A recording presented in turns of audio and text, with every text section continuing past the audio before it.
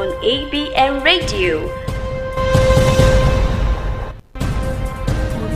It's facts, it's balanced, it's accurate and entertaining. It's the news at noon on ABN Radio.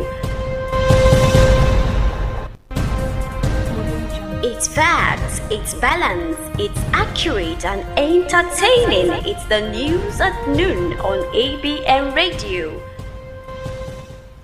It's noon, today the 26th day of May 2023. On Abia North, Tribunal voids Ohabunwa's service of petition on Senator Kalu and others.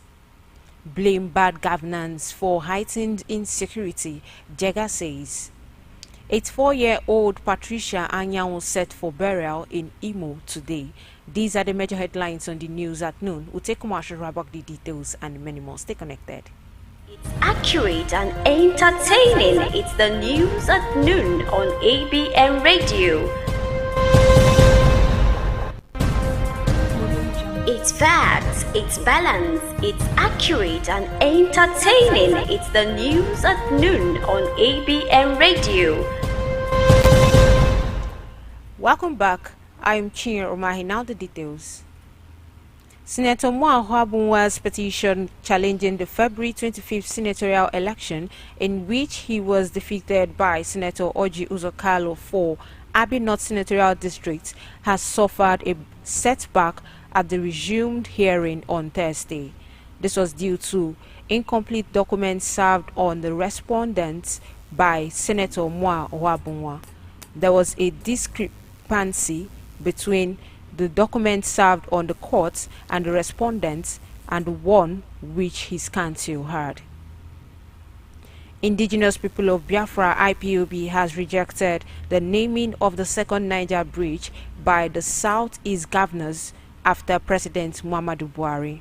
Spokesman of the group, Ima Powerful, in a statement equally described the action of the governors as taboo.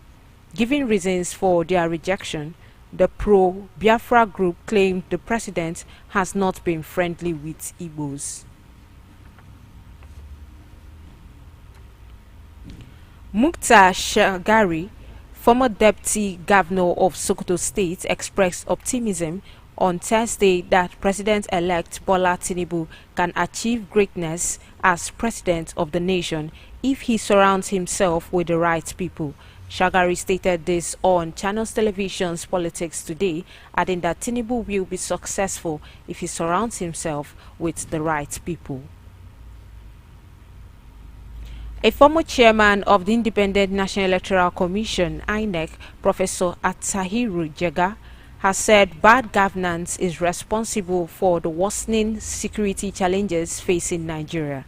He stated this on Thursday as the keynote speaker at the pre-inaugural lecture organized in honor of Umaru Bago Mohammed, the governor-elect of Niger State.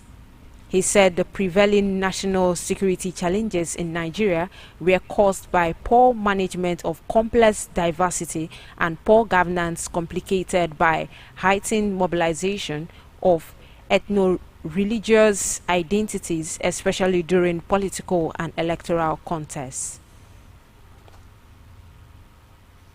Edwin Clark, an elder statesman and former federal commissioner for information, has urged leaders in the country to devote more efforts to the promotion of peace, claiming that a lack of trust is tearing the country apart by the day. Clark made the remarks on Thursday at an event commemorating his 96th birthday at his private residence in Abuja's Asokoro district. The Bayelsa State Governor, Joye Diri, former Permanent Secretary, Federal Ministry of Power, God Knows Igali, ex-Edo State Governor, Oshemen Osombo, and All Progressives Congress chieftain, Cairo, all attended the event, which saw Clark in his element renewing his commitment to speak truth to power at all times. There is palpable fear and anxiety ahead of the landmark Supreme Court judgment regarding the victory of the President-elect Bola Tinubu.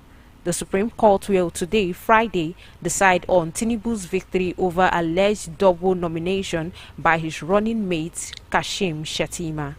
ABN TV reports that the People's Democratic Party (PDP) is seeking Tinubu and the Vice President-elect Kashim Shettima's disqualification over alleged double nomination. The International Monetary Fund has urged President-elect Bola Tinubu's incoming administration to take steps to broaden the country's revenue base.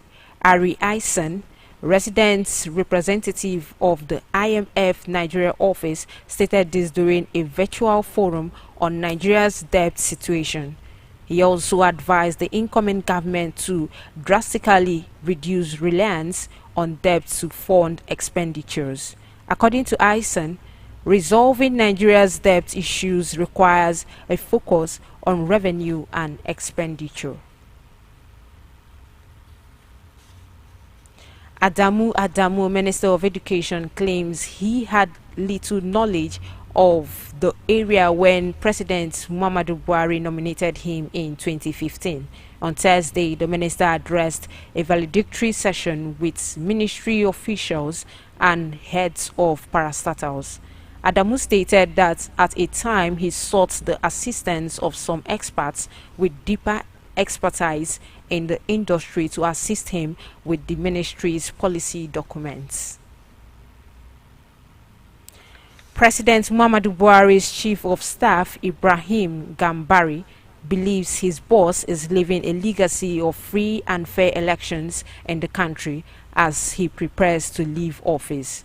Gambari spoke on Thursday in Abuja at the premiere of Mariam Ado Bayero, A Woman of Royal Virtue, a biography of the mother of Kano and Bichi emirs. The late Mariam was the wife of Kano's late emir Ado Bayero. According to the Chief of Staff, Buhari worked on economic diversification and oil reforms. Betta Edu, the All Progressives Congress APC national women's leader, thinks Nigerians will push President-elect Bola Tinubu to run for a second term after 4 years in power. In an interview with Channels Televisions on Thursday, Edu stated that Tinubu is fully prepared to hit the ground running as soon as he takes office. She stated that the former Lagos governor will focus on the low points of President Muhammadu Buhari's exiting administration. The family of late Batram Anyanwu of Omonyako Ikpenwafo Ekperejere in Ihite, Uboma local government area of Imo State has announced the peaceful passing away of their wife, mother, grandmother and sister Patricia Nwanubo Anyanwu. She passed away on Saturday 31st December 2022 after a brief illness and will be laid to rest today, Friday, May 26, 2023. While on foreign scene, Japanese police on Friday detained a suspect who had holed up in a building after allegedly killing 4 people, including 2 police officers, in a gun and knife attack. The man was taken into custody outside a farm near the city of Nakano in the Nagano region, with police confirming a 4th fatality overnight, an elderly woman who was found injured at the scene and later pronounced dead.